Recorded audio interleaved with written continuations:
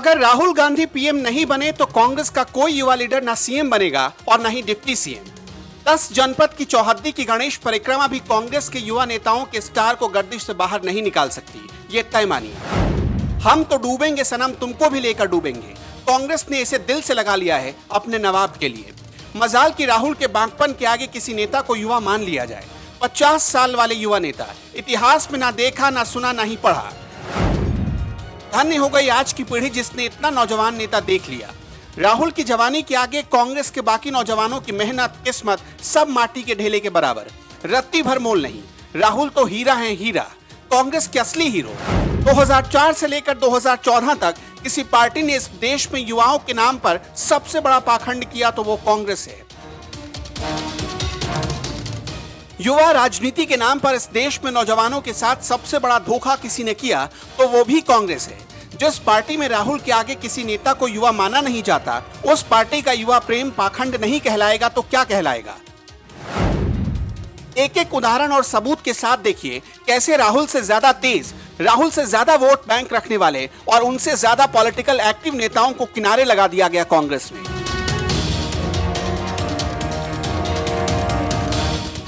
सचिन पायलट की उम्र 42 साल है, राहुल से 8 साल छोटे हैं, लेकिन फिर भी राहुल से ज्यादा अनुभवी। सचिन पायलट राहुल से बड़े मास लीडर माने जाते हैं। राजस्थान में सरकार बनाने में उनकी अहम भूमिका रही। राहुल गुट के थे, राहुल के करीबी थे, लेकिन सलीके से पार्टी ने साइड कर दिया।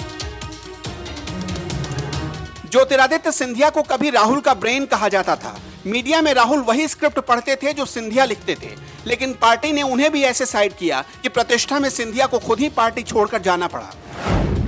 अदिति सिंह का नाम तो सुना ही होगा आपने। कांग्रेस से विधायक थी, उस जगह से जीतती हैं जहां सोनिया गांधी का लोकसभा इलाका है, रायबरेली। उत्तर प्रदेश में तेजी से उभर रही थी, कम से कम अपने इलाके में अच्छा खासा जनाधार था। सोनिया राहुल के बूते वोटर उन्हें नहीं जानता था, उनका खुद का जनाधार था जो उनके पिता ने तैयार किया था, लेकिन पार्टी ने उन्हें भी बाहर कर दिया।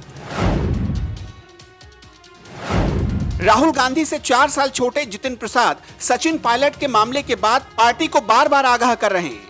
कांग्रेस में उन्हें किस कोने में डाल दिया गया है ये सब जानते हैं। तो कांग्रेस में जो असली हीरे थे उन्हें जंग लगे टीम की तरह समझ लिया गया, और जो सच में किसी काम का नहीं साबित हुआ वो सिरमौर बनकर बैठा है। उसकी चरण चाकरी में दिल्ली से लेकर देश भर के कार्यकर्ता लगे हैं। कुलदीप बिश्नोई साइड हैं, सचिन पायलट को बधाई भेज रहे हैं। शीला दीक्षित के बेटे संदीप दीक्षित साइड हैं, सचिन पायलट को बधाई भेज रहे हैं। प्रिया दत्त साइड हैं, कांग्रेस की स्टार लीडर थी, लेकिन राहुल के स्टार ने उनकी स्टार को डुबो दिया। आजकल कहां हैं, क्या कर रही हैं, ये तक पता नहीं चलता।